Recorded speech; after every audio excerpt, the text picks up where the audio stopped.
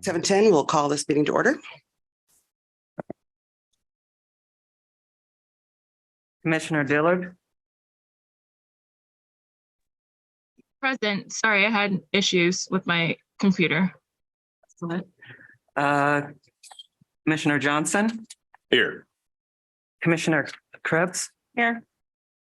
Commissioner Rivera, Here.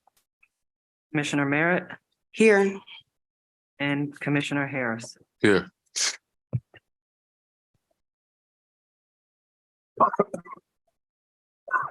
next we'll have the reading of the Native American Land Acknowledgement. I guess I will do that.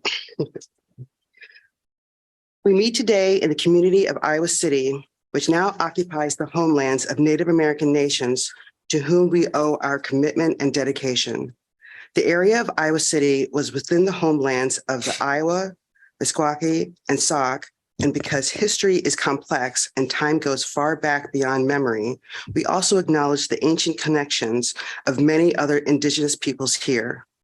The history of broken treaties and forced removal that dispossess Indigenous peoples of their homelands was and is an act of colonization and genocide that we cannot erase. We implore the Iowa City community to commit to understanding and addressing these injustices as we work toward equity, restoration, and reparations.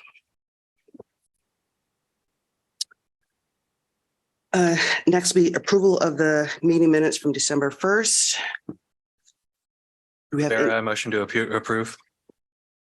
do we have a second? Yes, second.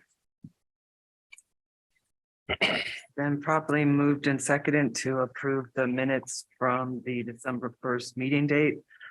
All those in favor say aye. Aye. One opposed? Anyone abstaining? Motion carries or motion passes, excuse me. Okay, next, public comment of items not on the agenda. There's no one in the building. Anybody online?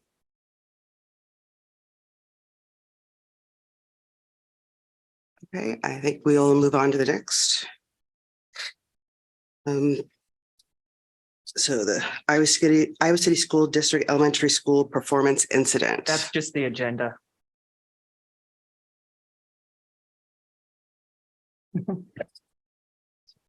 Whole packet, Stephanie has. You just have the agenda, but there's more in the packet. Do we open it up to public comment? For that, number 6. Yes, yes, open up to public comment.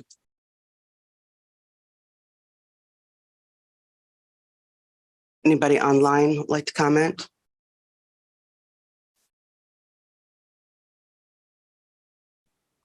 Okay. Those sitting here, I'm assuming you had a chance to maybe look at the letter that was written. Any thoughts you'd like to bring up? No? Well, I would say that with all these different testimonies, it's kind of disturbing. And I kind of browsed through some of the stories and they kind of disturbing. And some of this has to be true, maybe all of it, because this is a lot of testimony. And I really hope that, well, it's testimony, so you can't call people's testimony not true, but I really wish this wasn't true because some of this that I'm reading is disturbing. So I support the letter, obviously. And I've had some interactions with the school district. So I attended one of the equity committee meetings and they're aware of what happened. They were really supportive. And Eliza Proctor, who is the executive director of the elementary school, she called me. She's my kid's old principal at Lemmy. She's always been pretty helpful. So she called me and talked to me about the situation, and the school district does seem to be really supportive and open. So I hope that continues. So when you say supportive, what does that mean? So they are waiting for the letter to see what, we're recommending to help rectify the situation. So we'll see how that goes, but the communications have been open and Okay. very supportive at this time. Do they offer anything on their own? So when I spoke with, they did not offer specific plans. They are asking for recommendations or like basically, how can we make this right? Can we make it better? And I guess in my opinion, that is an appropriate way to handle the situation at this time, because as far as I know, they don't have Indigenous leadership. Okay. So I felt that was appropriate. Okay. So we'll see, once we have the letter and have the action steps and things, we'll see how things go. Good. This is Commissioner Rivera. To echo Commissioner Harris's thoughts. It's really hard because I have a lot of respect for the letter writers and for the stories that they've shared with not only us, but city council, the school district, our community. It takes a lot to open up and be willing to share stories and testimonies like this, although I do thank them. I mentioned this prior to us calling the meeting, but stories like these are exactly what this commission was set up to hear. And I think that these provide a really good small example for the fact that there are truths in our community that have not yet been discovered or regarded or respected, and that need to be brought to the fore so that our community can respond appropriately. So I thank the letter writers for their bravery, and that includes two of our own commissioners. So thank you. I think that there have been some recommendations that were included at the bottom of the letter. I can count the recommendation that teachers and affiliated teaching staff receive the book Rethinking Columbus, The Next 500 Years. I can see the recommendation that if the school board cannot afford it, that there be supported funding from another source. I see the recommendation for anti-racism training, specifically for understanding Indigenous peoples and their cultures, for that to happen annually. And I also see a recommendation for a proper Indigenous Peoples Day celebration. And so I think that as a commission, one of the best ways for us to support the primary Indigenous voices who came up with these testimonies and are, community-minded individuals who have voiced what they hope to see. I think that we as a commission can make a fairly simple recommendation, which is that we support the recommendations made by the letter writers, and we can make that recommendation or statement to the city. So somehow finessing that, but I'm going to be moving towards a motion, something along those lines after further discussion.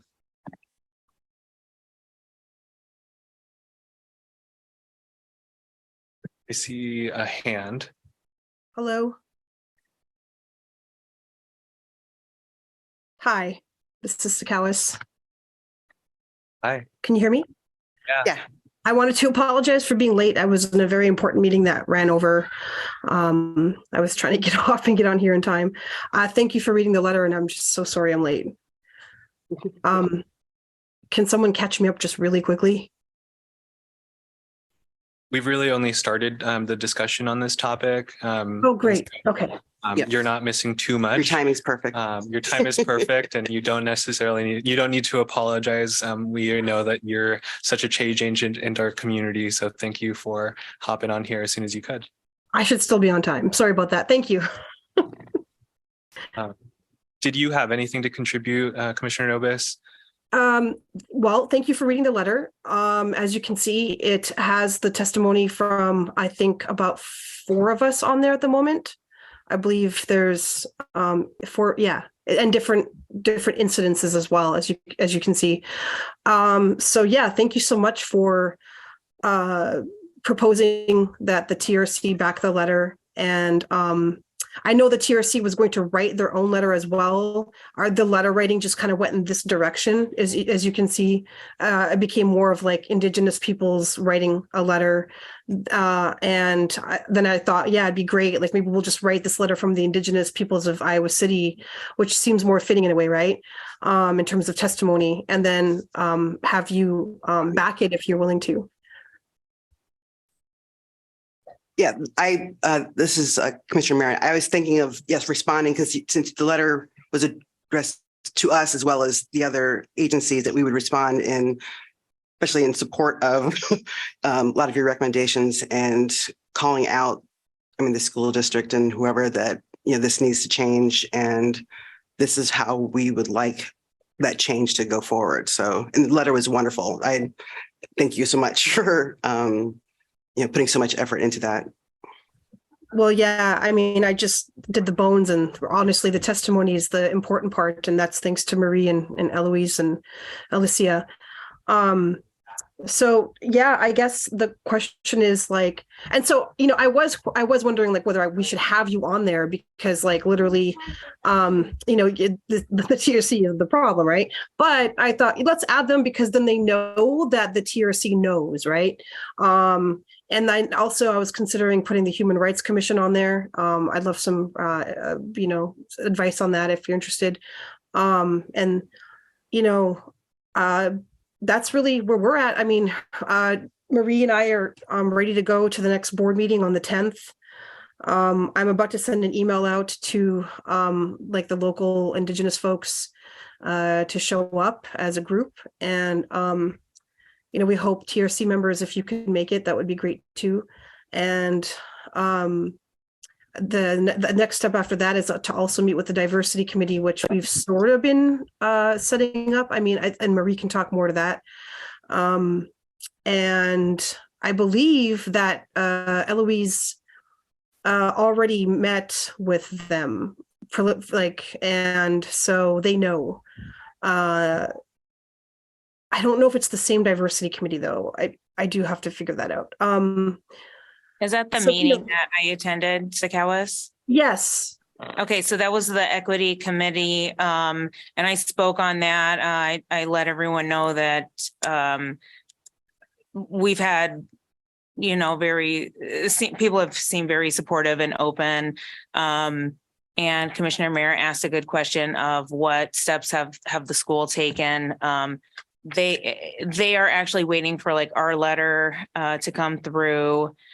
From my standpoint, I felt it was appropriate for them to ask for our input, as I don't know of any Indigenous leadership in the school district. So that was, I don't know if you have any thoughts on that. You're right. I don't think there is. And that's what the diversity and equity committee is supposed to take care of.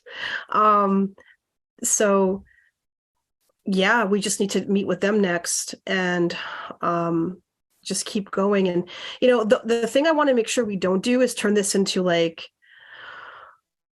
a contentious, cancel culture kind of thing, trying to get people fired kind of thing. Like, right. I'm really hoping that we can create a better culture in the school district and in Iowa City in general concerning how Native people are treated. And that's the whole point of this. So, I'm really hoping to see the school district and the city of Iowa City step up. And if they don't step up, then we can talk about being upset, like really upset, we're giving them a chance essentially. And we're giving them a very, very wide open, arms open kind of chance, honestly, because we could have taken this, went into social media, got really upset about it and flipped out and just really made a huge social media spectacle of it and gone to the media right away. But I really want to see if we can work together and that's the better way to do things. And so Like that's what I'm really hoping to see. Yeah, I just want to kind of reflect on the fact that the letter was written, and I just really commend all of you and kind of communicating exactly that tone, Commissioner, that you were kind of mentioning of, of avoiding this idea of making accusations and saying there are these certain bad actors in the system and we need to take them out. No, the recommendations, right, are we need to add positive value to our Indigenous community, and here are very concrete ways that you can do that. And I think that there's just a lot of really good elements for us to use as examples as this commission moves forward. One question that I have is this a draft of the letter, or is this finalized? It's not necessary. I mean, it's we've sent it out to a couple people, but like honestly, I'm sure it could use a few edits. Yeah, one reason I'm asking that is because, if it's not finalized, I'm not sure if we can make a recommendation on it. But I mean, I don't know, Stephanie, if we can say the text as we've received it, we support the recommendations and requests that are included. Would that suffice? Oh yeah, we can say it's finalized. I mean, if anything's edited, it'll just because there's a spelling mistake. Like Okay. Okay, that's fine. Okay. So you're wondering whether we can actually now respond to, Yeah. This is the final Yeah, we've received letter this as a letter, form, and I and think if that the we letter is can- going to go to the school, then we can Yeah. move on. Okay, yeah. Yeah. And then I'm sure Marie, you'd probably want to respond right now too, before they start talking about, I guess, supporting it. Yeah, I think I don't have anything else to add. I support the letter. I think it's fabulous. I know you wrote it while you were so sick, and I just think that's amazing. And you do great work. So I appreciate that you put the letter together, and appreciate the support. And I also, speaking, I guess to add to what you were saying about this being a learning experience, Mrs. Proctor, the executive director of the elementary schools, called me personally, and that was the sentiment I expressed also. Like, I want this to be a learning experience. I don't think anything was malicious. And she seemed really supportive and said we can reach out to her too. Yeah, and when we go to the school board, like, yeah, I don't want it like, we're going to read our letter and I hope we can convince them to do the right thing. Yeah, I think if we propose it as these are some things that they can look into, certain educational resources, people they can bring into the school district. I think it mentions about maybe once a year that they do something specific to the Indigenous community and whatever. And then we talk about the books that they could actually put into the curriculum on a regular basis. I think if we're very specific to what that they can do, rather than leaving it too open-ended, I think they might be pretty receptive to that. What do you think? That'd be great. Yeah. Just give me 1 sec. See you. Sorry. Is that your So- important meeting? Yes. Yes, going to see her papa. So sorry about that. So yeah, that's the one reason Sorry, why I have a lot of. you go on. I have a lot of follow-up questions as they're coming to me, so hopefully people don't mind. One maybe separate request that we can kind of ask of these. I know that you guys are planning to present it to the school board meeting and all of these things, but I wonder if we as a commission could recommend to city officials and ICCSD board officials that they have a private meeting with you guys to discuss some of these recommendations in further detail. One thing that I'm trying to anticipate, right, is for example, the recommendation invest in proper Indigenous People Day celebration. I think that with a recommendation like that, they would be eager to hear what's lacking and what needs to be added to a celebration, or what you as a community or what the community might envision for a celebration like that. And so I don't want them to just receive this letter and take off running and start making their own decisions, because I want them to be in communications with the community that's Mhm. involved. So would that be in the spirit of kind of what you guys are hoping for?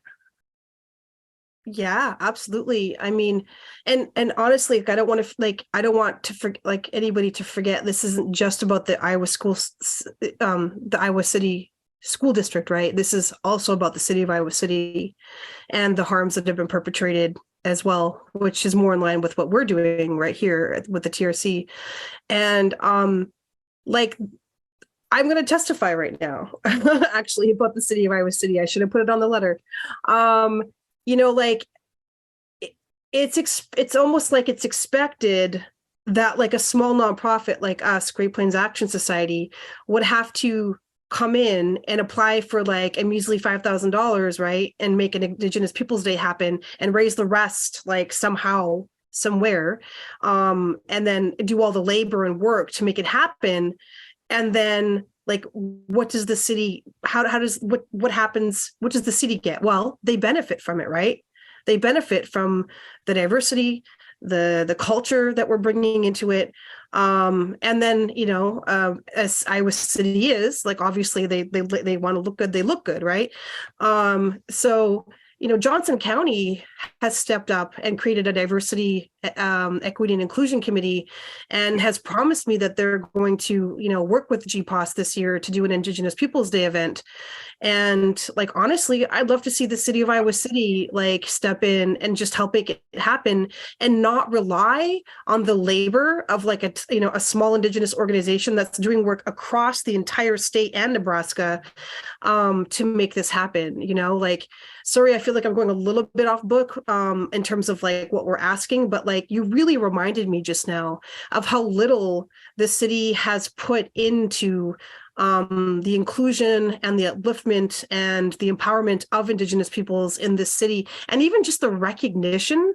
Like, there's such an erasure and lack of recognition of Indigenous peoples here, even though we're a small population. Like, this is stolen land, right? This is like the stolen land of the Sac, the Fox, and the Iowa. And so, like, it would be nice to at least, you know, have a Indigenous Peoples Day celebration instead of just the proclamation, which is frankly super easy to do.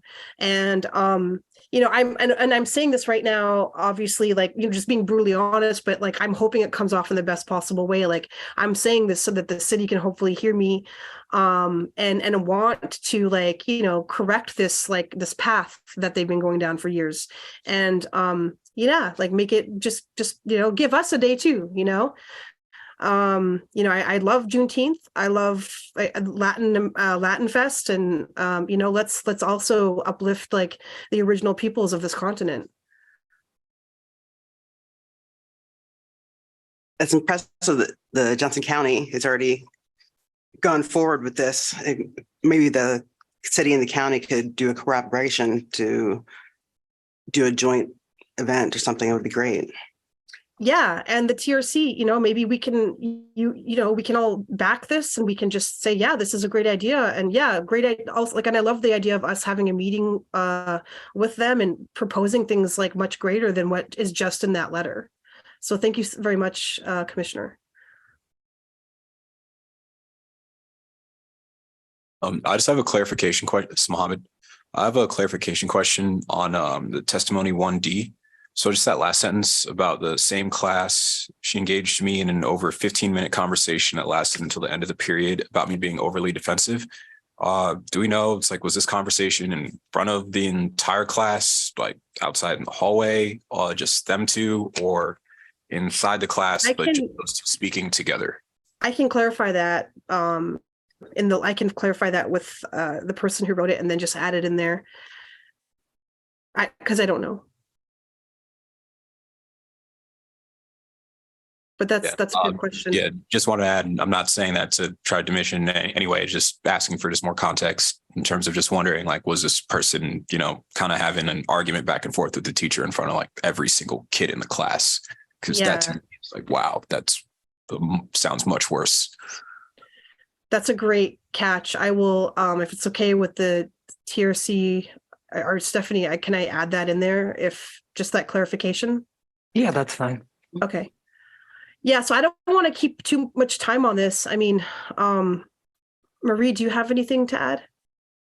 No, I think that was a great question, Mohammed. I have a quick question. She said there's going to be people going to the school board meeting on the 10th, which is just next, what day is it? Yes, so next Tuesday, 6 o'clock at 1725 North Dodge Street will be the school board meeting. Okay. I am, this is Commissioner Rivera. I am currently drafting a recommendation. I'll just need a few more minutes on it if we want to move on to another agenda item and then come back to this for a motion. I think that would be allowed. I'm okay with that. Just want to give a clarification on the location, that 1725 North Dodge Street. So that is the Iowa City Community School District's kind of like headquarters building. That helps people find it a little easier. Like near ACT? Yeah. That area, okay. This Commissioner Johnson, I just like to thank you as well for writing this out. This is pretty clear and easily able to be comprehended, and sad. It really is. Reading through it and seeing that we're still having these small, not even small, let me reword that, having these issues. Because by far it's not small. And I really appreciate you taking the time to do this, and I support it wholeheartedly. So thank you.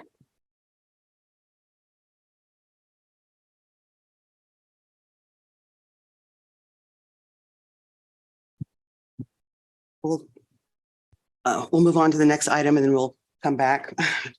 Just so facilitator services proposal. Yeah, that, I was just going to provide an update on that. Okay, Okay. thank you. So since you last met, which would have been the December 1st, the city reached out to the consultants to see if they would consider merging the different proposals into one. We heard back from them this week, and they would like to keep it how it was presented to the TRC.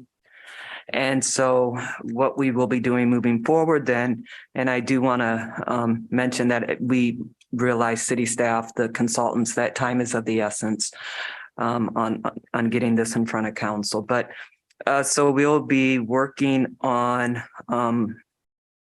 the scope of services, basically the agreements for each consultant, and the general terms and conditions that the city requires in order to contract with a consultant. And once we get those drafted, we will send those to each consultant for their review, approval, and hopefully signature. Sometimes there is kind of back and forth on minor changes in agreements. But once we get those signed agreements back from each of them, then the city would like to bring the signed agreements back to the TRC to make sure this is, what you want, and this is what you want to recommend to council. And then if you approve that after reviewing all the agreements, then it would go on the next council agenda. As of right now, how many agreements have to be drafted? At this time, there would be 4. In the future, it looks like from some of the proposals, there might be additional parties that are brought into this process, but at this time, it's 4. Stephanie, I had a quick question. Why did the city propose that they all merge? I think they were kind of concerned about oversight. Most of the time when you enter in a consultant agreement, if there's multiple parties, you have one main consultant who then is kind of responsible for the progress and the success of the agreement or the project that is being contracted for.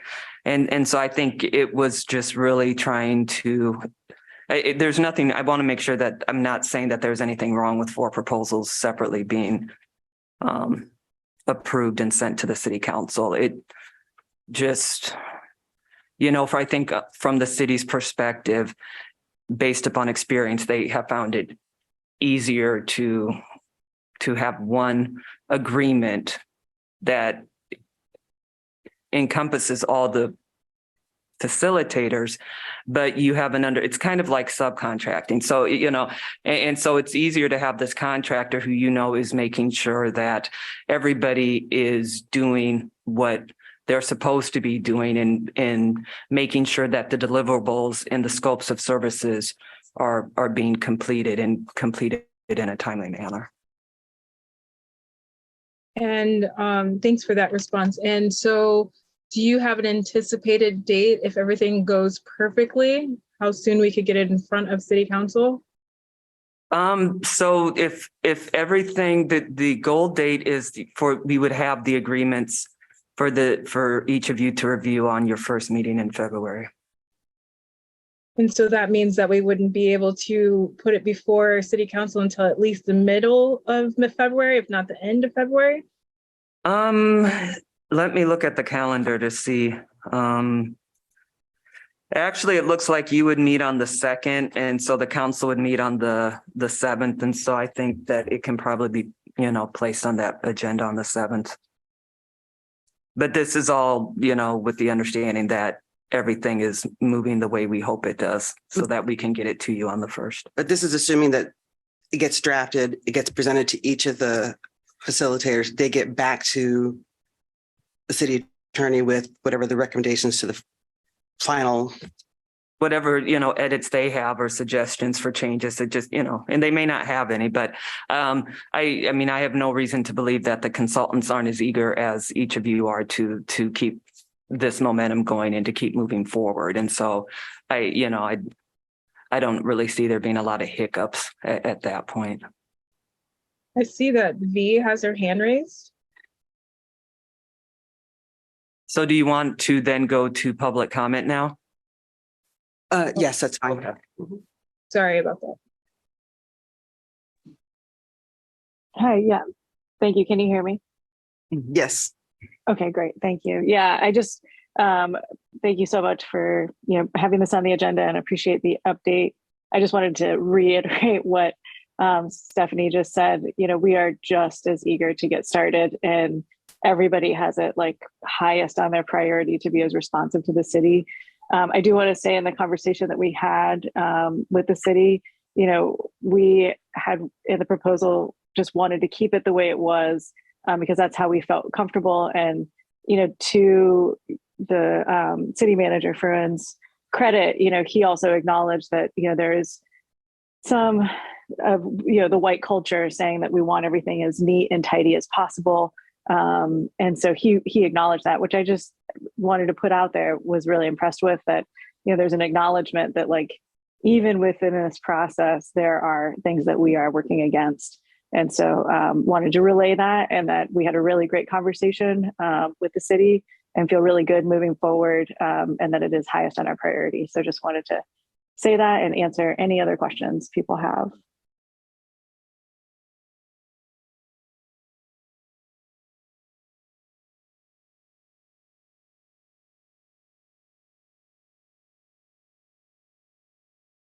Thank you for that, V. I don't have any questions.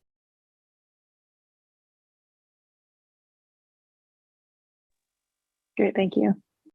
I guess I have one quick question. And just in terms of the status of each of the groups, just kind of wondering where we're at with Eduardo's group and that side, and then also Larry's group and their side, since we're typically hearing from yourself, Angie.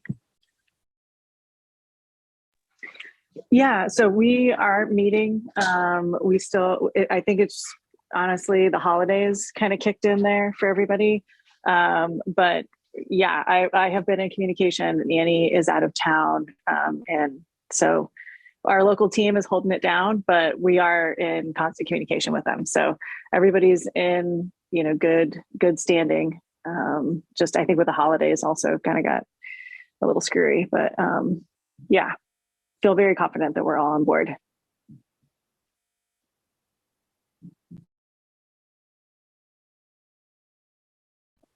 Thank you. Yeah, thank you. Is there any other public comment? Or in present, okay. So go on to the next item, do you think? I'm Or ready? emailing Stephanie the text of what I just written down. If you can, would you be able to put it up on the screen if I do email it to you? Sorry, I'm sending it right now.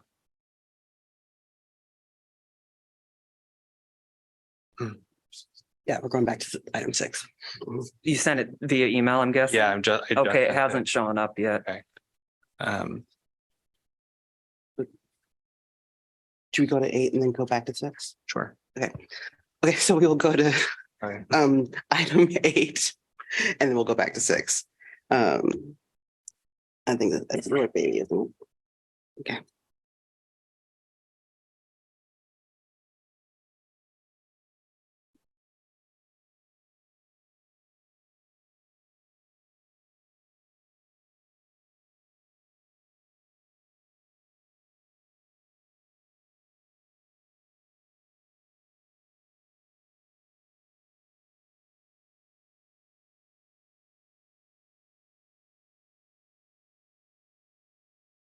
All right, so guess now we're on agenda item number 8, a practical guide to planning collaborative initiatives to advance racial equity section, edition 2022 discussion. So this is that book that we were sent by the Divided Community Project out of Ohio State. And I think we had talked before, when we had met last, about kind of just looking to go through this booklet and trying to just learn as much as possible from it, or at the very least going through the booklet and looking to take some notes and the best learnings that we could find. In terms of the first section here, on my way over, I had actually emailed to both the Ad Hoc Truth email, so for everybody to receive, and also to Stephanie, my notes for the first chapter itself. So I wasn't sure if everyone had a chance to get to read it all, but wanted to at least provide my notes for that first section if that was helpful. Provided them in both bullet point format. Bullet point format is just kind of a little shorter, about 6 bullet points, and then kind of just another summary right under that, just more of a sentence structure. Just kind of help people that maybe you're in the public and wondering what this whole thing is about. And also for commissioners, in case you just haven't had the time to go through it. But for the main learnings that were coming out of it, for that second section in sentences, I was just sure to bold some of the main things that I'd seen and also just put some things in italics. But some of the things that I had read in there were about how the initiatives that they were studying and looking at were differing in terms of how they were structured or how they're approaching things, but there were some commonalities that were seen, especially with the ones that were more for the Truth and Racial Healing Commissions, that the implementation was typically over several years. And then another one was that many of the initiatives also claim to offer opportunities for all while remaining steadfast and recognizing that people and communities have different starting points. You know, every community, different frames of reference, actively dealing with these very topics. So another thing to keep in mind. Then some key components of these commissions were that, or these task forces, were that they're inviting community members and public officials to work together. Some of the main differences in how they were structured as well were how they're actually persuading existing government officials and community leaders to offer support rather than identifying officials from a prior regime for prosecution or amnesty. So I just wanted to include that in there for all of us to really think about in terms of our goals and how we look at this. Then another thing that I found really striking in there was that the initiatives prioritized immediate changes and really had leaning on increasing public understanding and a clear path to action. So that clear paths to action was something that was really striking there. Really just making sure that that was not an afterthought and more of something that you were thinking about in the beginning stages and then coming back to, throughout the process. Another thing was focusing on creating a shared narrative of the past, promoting healing, creating a record of historical and current inequities. So when we're looking at our charges, just wanted to make sure that people didn't think that it really only had to lean specifically on past occurrences. So also glad that, seeing in this actual agenda here that we're actually looking at current occurrences. One of them in here was just named as December 6th, for example, just last month as an occurrence. And then in order to achieve lasting change, another thing that was said in there was that it was important and imperative for these initiatives to have the support of government officials and to have a plan for implementing the recommendations again. So plans may be concrete or fluid, but again, is important that they're focused in the beginning stages rather than being an afterthought. It's also crucial for the initiatives to engage diverse communities and to address intersectionality. So those are just some quick notes that I just gathered there. Just didn't want to make it overly too long. Additionally, this first chapter wasn't really the whole meat of it. It was more of an intro and then that part of the executive summary too that I was including in there.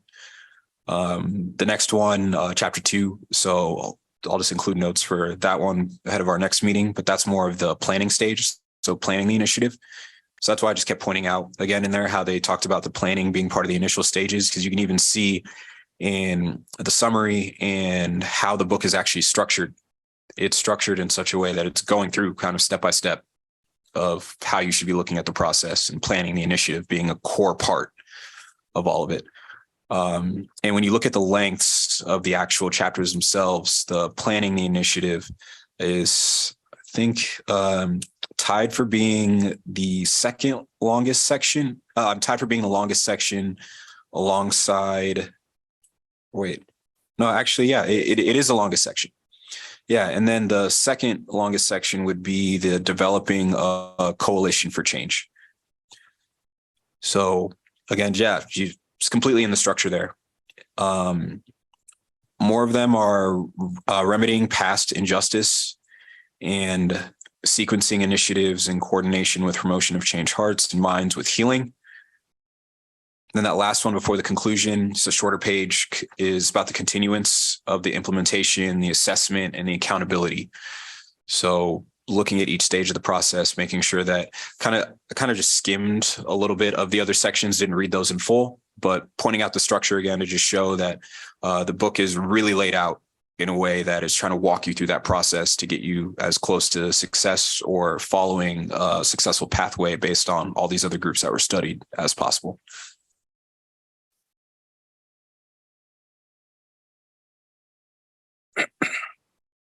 I like the idea, we were talking about not just dealing with, past items, but looking at the future as a matter of being reactive to things of the past and instead of being proactive to stop things from happening in the future. Because I'm sure a lot of us can see, we could see what could happen in the future. And if we can stop it from happening, that would be, the better course. So I like that. I want to add as well, just, in no way am I saying disagreeing with the stopping aspect, but I want to just say for the public or anyone that listens to this or sees the notes that I don't believe you can stop everything, bad from occurring, but having, again, how it names in here, just that shared historical perspective and having that historical record will, give you that framework to at least be able to deal with it in the best way possible and deal with it again as a community rather than coming at it from a very fragmented standpoint, everyone kind of doing their own thing, not really understanding what's going on, some people being invested, others not. And that main point in there again about having that backing of public officials or at least some kind of, close narrative or tie with them, to be able to, get the word out a little better or to have those checkpoints while you're working on different solutions. Well put. So I just wanted to follow up. So Chastity was kind enough to allow me to send her the email, and she's going to share her screen. And I apologize for the hiccup, but I am logged in as just a general city account.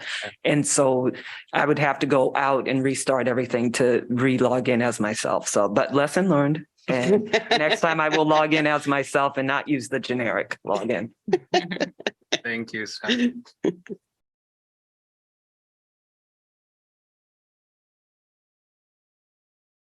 So were we done with section 8 or section 8?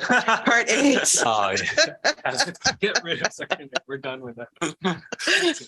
Yeah. I didn't, put this, asked to have this on here to say we had to have some very long discussion on it by any Okay. means. Just wanted to make sure I just had the notes available for records and just letting people know about, what I found in that first chapter in that executive summary. Okay. I just wanted to say something real quick. First, thanks, Commissioner Traore, for pushing us to, dive into the literature that we're being given. It's very important. And I do love the summary that you gave us. So I am looking forward to having further discussions as we move forward in our meetings. Yeah, I think it's absolutely crucial for our commission to be doing the homework, right, and keeping ourselves accountable to be in keeping with some of the lessons that other processes have already learned, right? We can also chart our own path, but it's really helpful to hear how of the models that other commissions or councils have followed in similar kind of goals that we have.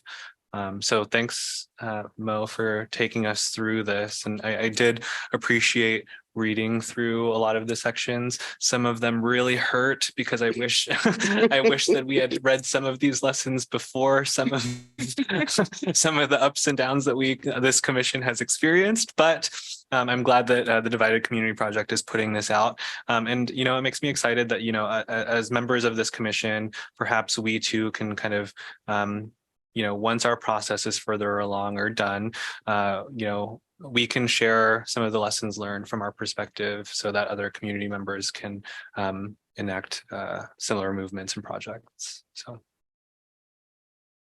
As Commissioner Johnson, I would like to say, if you don't learn from history, you're doomed to repeat it and correct history. So good stuff. Very true. Rock.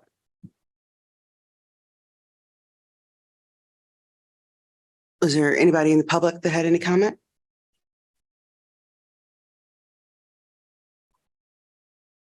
Okay, then let's go back to number 6. All right, so I'll first read what I have drafted and then open it up to discussion, and then we can make a motion, yes or no, to make this recommendation later.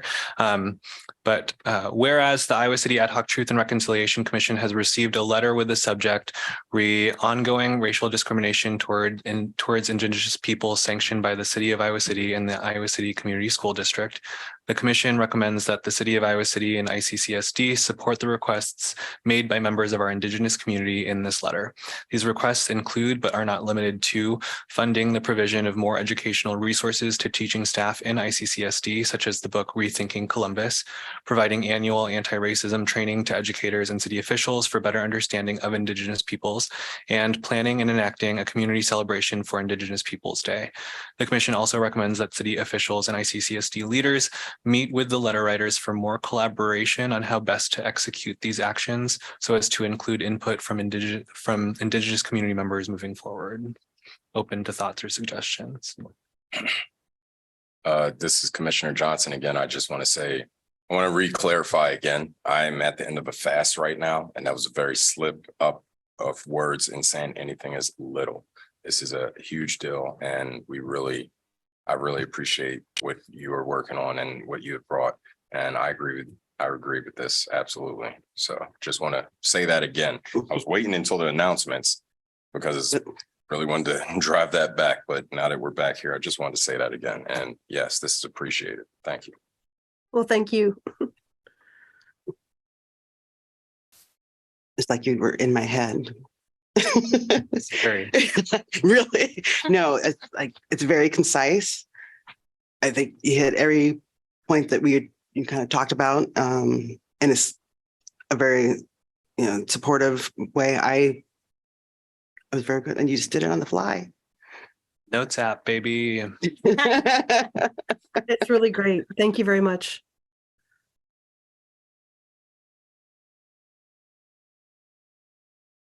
So if the chair and vice chair are okay with it, I'll go ahead and make a motion to send this recommendation to the city. And city and the- school district. Can we send it to the school district? Is there a mechanism for doing that? Yeah. I believe so. I Okay. believe they have, I mean, it would be no different than like sending it to city council. If they don't have like the default school district where it goes to every member, you would just have to, send it to each of them individually. So amended motion. I move to send this recommendation to the city and to the Iowa City Community School District. We have a second? Second. Been properly moved and seconded to send a letter to the Iowa City Council and the Iowa City Community School District Board of Directors. All those in favor say aye. Aye. Aye. Anyone opposed? Anyone abstaining? Motion passes 8-0. Thank you. Is this something we can bring to the meeting next Tuesday? So when Sakawas and I go? Will they have the letter that we're referencing by that point? Were you planning to send it prior, Sakawas, or bring Oh, it? I'm sorry. I thought you were talking about this here. I hadn't even thought about that. I was just going to show up and read it, but we probably should if we want it on the agenda, right? Yeah. I don't think that way. My mind doesn't work in that colonial style. Sorry. And I don't know how their agendas are, so they may not just even have a line item for correspondence. So even if it's sent to them before the meeting, that doesn't mean it would be on their agenda or that they would, discuss it. Just It might be too late to add it too, right? Because we have to get things in like way ahead of time. Like I don't even know what the timeline is for our stuff. I don't know the structure of the school board in terms of public getting things on their agenda. Yeah. I mean, for city council, really, the public doesn't, you can talk at items not on the agenda, but the public really doesn't have the authority to compel the city to place, or for the city council to place something on their agenda. But I'm not familiar with the school district, so. I'd suggest if you could mail it beforehand, and then, I'm going to try to get on them with you guys and show up at the meeting. But yeah, so at least that someone will know about it before the school board meeting. But I think that'd be great, and then we can follow up right afterwards. This is Mohammed again. I do know in terms of the public comment, they provide sheets at the beginning of other meetings, like sheets of paper where you can like write down your name, what you want to address them about or talk about, and then you like put it in a box, and then they just call each person up individually to just, I can't remember the exact length of time. Last time I was there, it was a little over a year ago, but it's like 3 minutes. It's like they give you 3 minutes to talk, I think. I was there with you, I think. Yeah. But yeah, this was for the school board at least. So everyone does get a chance to speak on, whatever you need to address them on. Well, just so we're not limited to 3 minutes, yes, we'll get it to them ahead of time. And then if we have to wait till the 24th, then we'll wait till the 24th.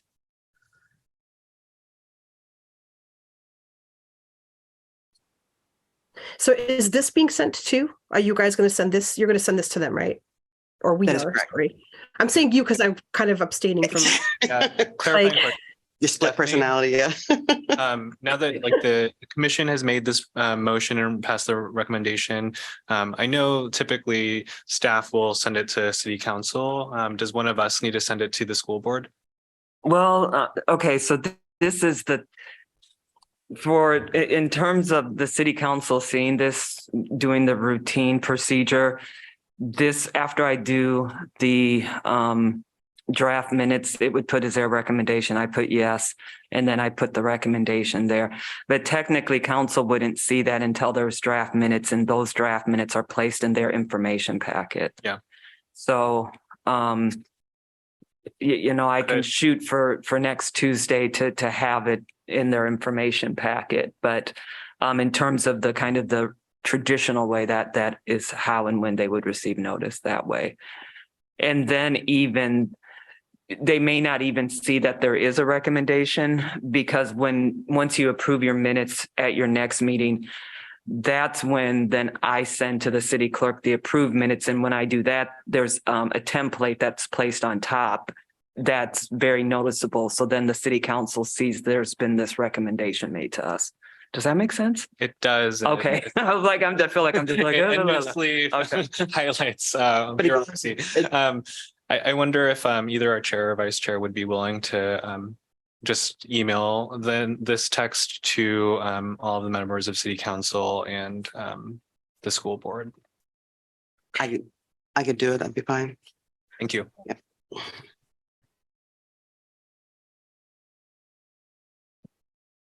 Okay. So we're going to send our letter. Well, we're gonna send the letter that Scout was put together, Mhm. and then can we just send them together? Or, Yeah, I think that if you include the original letter attached in the same or in the same attachment or as a separate attachment in the same email, that so I can do that if I can send the letter and send the Okay. recommendations from TRC. Okay. Okay. sounds good. Either Chastity or Steph, can you forward this then to Commissioner Krebs? And I just did want to note that on this, it has Jason Glass as chair of the commission, and his term ended in December. And so currently they have to vote for their next chair at their January meeting. So you could just probably address it to the Iowa City Human Rights Commission, because because Jason is not a member anymore. So. Yeah, because I think their meeting isn't until like the third week of the month or something like that. The fourth, Oh, the very fourth, close. okay. Yep.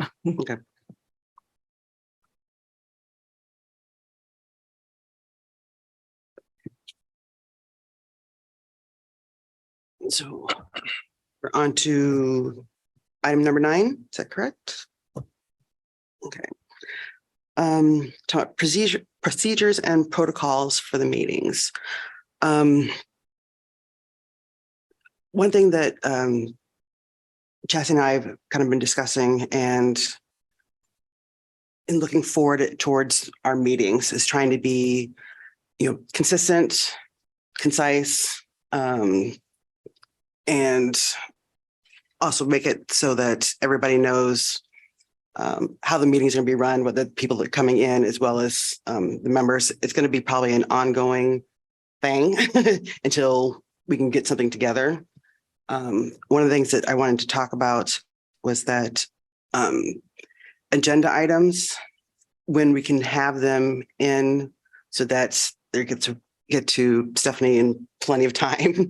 And I think, let's see, because right now we've been scrambling literally like the day that they should be notified. So what we're going to propose is maybe like by the Thursday, it's like next Thursday, anything that we want to be on the agenda for the next meeting, to get it to, Chastity and myself, the chair and the vice chair, which we will pass it on to Stephanie. And also at the same time, if we can know that who's going to be present at the meeting and who's not, so we can know ahead of time also if there is going to be a quorum. And then that way, I would hopefully by the end of the day, Friday, first thing Monday, Stephanie, you'll have it and we can be able to get it posted in a timely manner. We get like an email reminder on those like Thursday befores as a reminder of to ask us for, are you going to be at the meeting and do you have any agenda items? Just so, Yeah, yes. And actually, if we can get like a preferred mode of communication. So if email is your preference, yes, we can send an email, or if there's texts, whichever, that way just so we know everybody's heard us and get things back. So that would be great. Would we have a mechanism for like late add-ons just in case, some big event in the community happened the Saturday after that email went out and we wanted to address it? Yes, I think if that would be the case, probably call. Make sure you, instead of doing like an electronic format, if you could call one of us so we know ahead of time, then we can get to Stephanie in time. That'd be fine. Okay. Also, I just wanted to preface, and I'd love Stephanie to talk about this. She's talked to me several times. It's really important to let the public know with more, as much time in advance of what our agenda is. So that's another reasoning for try to get us all on the same page a little bit sooner. Just because right now we're kind of giving sometimes 48 hours, 24 hours notice. And correct me if I'm wrong in what I'm saying, Steph. No, I mean, under Iowa law, the agenda has to be posted 24 hours prior to the meeting, but that's the deadline, right? That's not the goal. And so I think as a public board, the sooner that the community can get that information, they have more time to read it. If there's something in it that they want to discuss, it gives them more time to plan to either Zoom in or come in person to the meeting. And I think even just for each of you as board members, it gives you an opportunity to be fully prepared for the meetings. If you're getting it 24 hours before, you might be able to glance at it depending on what your next day looks like. So it would be, I think, just beneficial all around. And also, of course, if there's any last minute things happen, people are sick, things, we're going to be as flexible as possible. This is just to make it a little bit easier for everyone.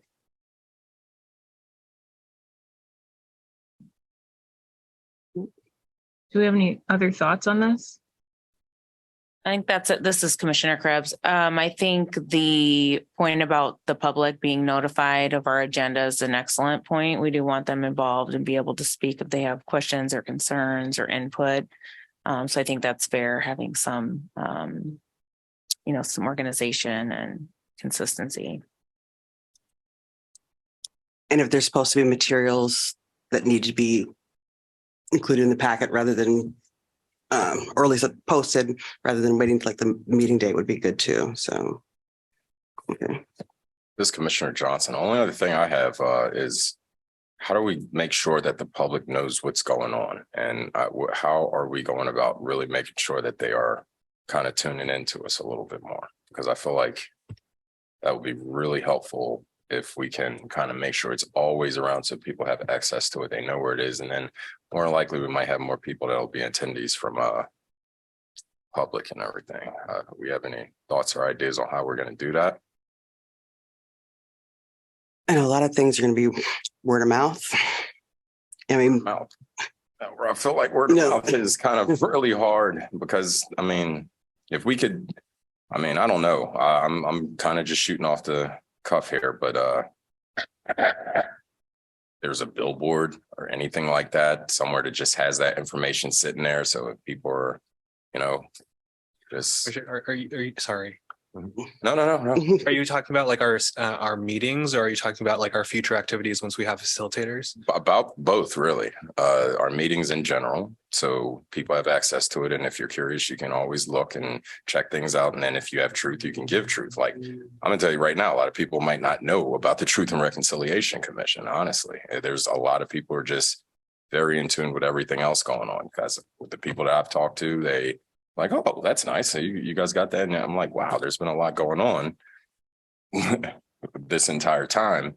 But I've heard from so many people that they didn't even know. They're, I don't know, just not keeping in tune with it. So however we can make sure that it's understood what we're doing, I feel like that looks better for the city and as well. It shows that we are making an honest effort to make sure that we are bringing the community and getting them more involved. I mean, Well, that's, I guess, some of the things I wanted, hopefully we can put together in these like procedures and protocols, like maybe, social media, Facebook page or whatever kind of mode of communication to get the word out. Sounds good. So Sounds good. Just on the note, appreciate it. This is Commissioner Dillard. Yeah, I definitely hear your frustration, Commissioner. Cliff, I know we've had these conversations multiple times about how can we get the word out, because as we all know, people don't really know as much as we'd like them to know about us. I think we also probably know that we're really, we can't do anything without any money. We don't have access to money right now. So a billboard would be great. We don't have money for that right now. But I know we can make those plans. I know we've talked on many occasions, and I don't want to get too far off of this agenda item. But if anyone wants to work on more ways of visibility, let's get together outside of the commission so we can build that plan, so we can do stuff on our own before the proposal team is solidified, and we can do stuff now. And then when they're finally solidified, we can do the stuff that's going to cost money. That's my thought on it. There are definitely ideas I have, and I know other commissioners have had some ideas that I think would be worth working on, that we can talk about, but we'd have to do things out of the meeting. So that's what I'm thinking. That's good to go. Actually, just in sitting here thinking, I have a couple ideas and thoughts myself, so I think that would be great. Okay. Yeah, I'll reach out. Yeah, go ahead. I was just asking Stephanie if the Office of Equity and Human Rights has like a regular newsletter that they send out to the public, or Yeah, we do. We also have an Instagram page, so. we get like a small box saying that the Yeah, TRC meets yeah, every Thursday, every other. Definitely. And early on in this endeavor, I had actually tried to solicit board members to like send me a bio and a picture, Okay. so that, people, can associate a name with the face and what you're doing. And so, that offer is certainly still there. So if anybody wants to be featured, please just reach out to me and we'll set up a time for communications to take a professional shot, and you can get me the things that you would like to highlight, and we just kind of go from there. How often That's a great idea. Sorry. I'm sorry. How often does that go out? Well, so usually once a month, but we're an office of two, and there was a while where I was by myself for 3 months, and so then it was bi-monthly because I just couldn't do it every month. I would love for us to do something like that. I think it'd be great for every commissioner to be featured for that and other areas as well. So. This Commissioner Johnson, you got me excited, so I'm going to say the thought I had was it would definitely cost the city something, but I feel like it's a part of growing as a city and becoming a better city. If there's any type of way we can have certain areas that have digital informational billboards, that we can always have something that just pops up for everybody to see, make it as easy access as possible throughout the city. I know this is something that's down the line and it would take some discussion and it would take a lot of money and so on and so forth. But to get the ball rolling on that for future, I think is a great idea. And especially in every single one of our committees, every single one of our groups, in human rights, truth and reconciliation, et cetera, everybody. Just an informational board here for Iowa City. That's all. So something along those lines would be great. I didn't want to forget, so I want to make sure I at least say it out.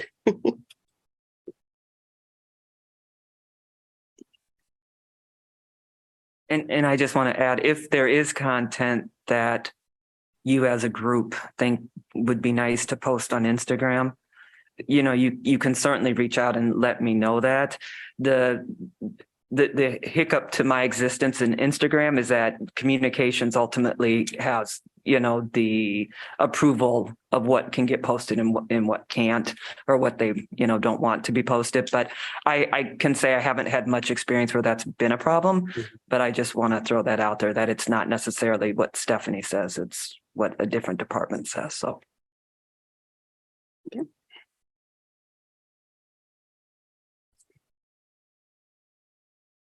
Okay, I think that's all I wanted to say about the procedures and protocols. It's going to be an ongoing thing. So at least probably seeing on the agenda the next however many meetings. So getting input and that kind of thing. Any other comments?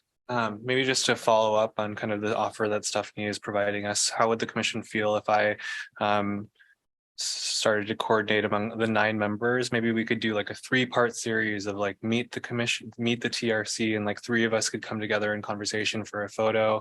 We could have like a short interview and that could go out, you know, in each monthly newsletter for the next 3 months. I'm not sure how quickly we can organize some of these like interviews or meetings, but would that be something that everyone's interested in? Or I think that sounds a great idea. All of the above. Yeah, there you go. That then works. I will figure out the best way to assess availability and wrangle people together and then coordinate with Steph about something like this. Cool.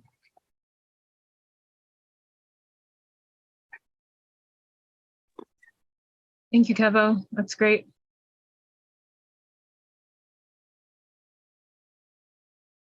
Actually, kind of thinking ahead, like for our next meeting, would we want to maybe do it as like a work session, kind of do more brainstorming about, I mean, like getting the word out, the social media and all that instead of, I don't know. Something that's specifically geared towards that, right? Yeah. I hear the urgency. I think that we're already doing a pretty good job at like making these meetings public. You guys are doing a good job at encouraging us to get agenda items quicker. We are waiting on a budget. And so like most of the stuff that we can do in terms of communication has to go through the office anyway. And so I think that this is a pretty good start, but that's just my opinion. I'm not sure how much more we can do before we have proper facilitation. Just my opinion on things.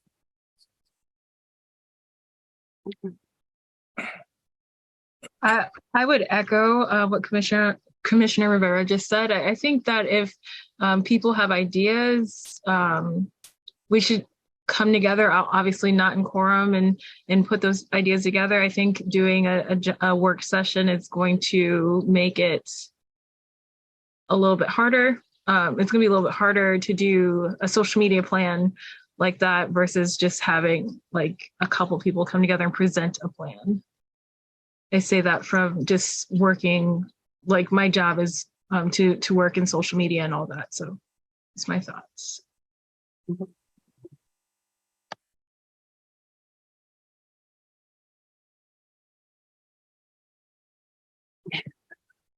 If there's no more comment on item 9, we can go on to announcements.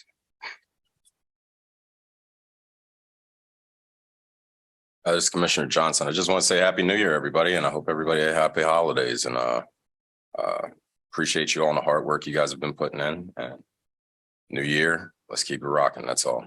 That's all I have for right now. Thank you.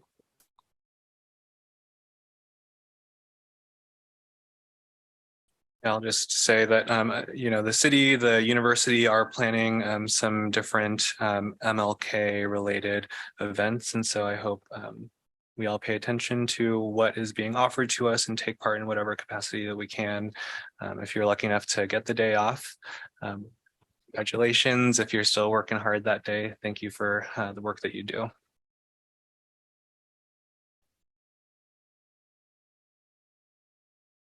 This is Commissioner Dillard. I also want to say Happy New Year, and just also say I'm so grateful for this commission and everyone on this team.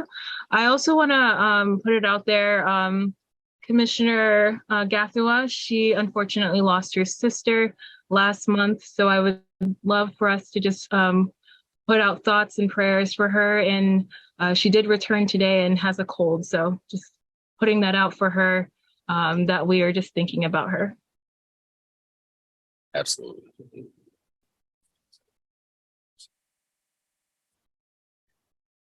Hello, I just wanted to, this is Commissioner Scow-Snobis. I just wanted to make an announcement about the False Climate Solution CO2 pipelines, which are slated to run rampant throughout this entire state. They won't necessarily going straight through Johnson County, but very close, up near Cedar Rapids. It's the Wolf Pipeline that will be in our area, and there will be more educational events happening very soon on behalf of Great Plains Action Society and other organizations working to stop these pipelines throughout the state. And a lot of larger events happening at the Capitol in Des Moines. And if you know folks in Cedar Rapids, please connect with them and see if they make sure they know about it. Everybody can go to carboncapturefacts.org to find out so much more important information about these very, very dangerous pipelines that frankly really do affect people of color. And right now, in terms of who's being communicated with about these coming through, neighborhoods, it's only white landowners at the moment. And so Great Plains has been doing the best we can to educate and get in contact with communities of color, like in Fort Dodge and Sioux City and other places, so that we can make sure that just because you're not a white landowner, it doesn't mean that your voice doesn't count, and that these dangerous pipelines that can literally kill you because they will asphyxiate you if they leak, you shouldn't be heard, right? I'd also encourage everybody to look up Satartia, Mississippi CO2 pipeline explosion and see what happened to a Black community there, and how they almost died. And I really want to start spreading the word and about these to people in Johnson County.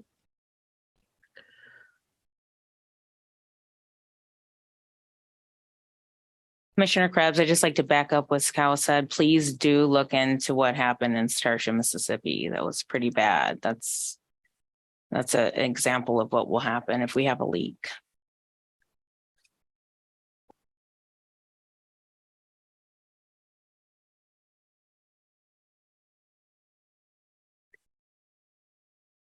Any other announcements?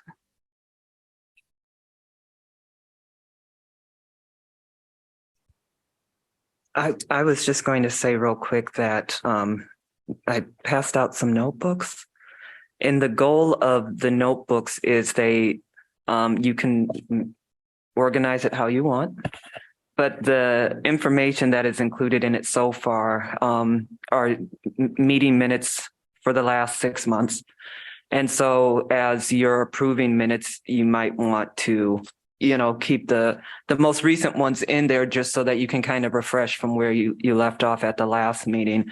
It also has a copy of the Iowa Open Meetings and Records Law. So if there's ever a question, you can reference that. That's in there.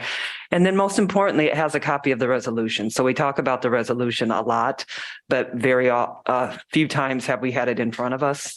And so, if this is something, hopefully, that I try to get the smallest binder I could find, but, you can come back and forth to meetings, and that way everybody has the same information in front of them. And I just think being able to reference the resolution when you're, discussing things may help and assist in this journey. So. It's Commissioner Johnson. I'm just, I know I'm breaking protocol again right now. I apologize, but I'm going to say thank you. I wish I would have thought of that when it was time for my announcement, but I would like to say it for all of us, I guess, right now, because I know we're not supposed to be saying anything, but thank you.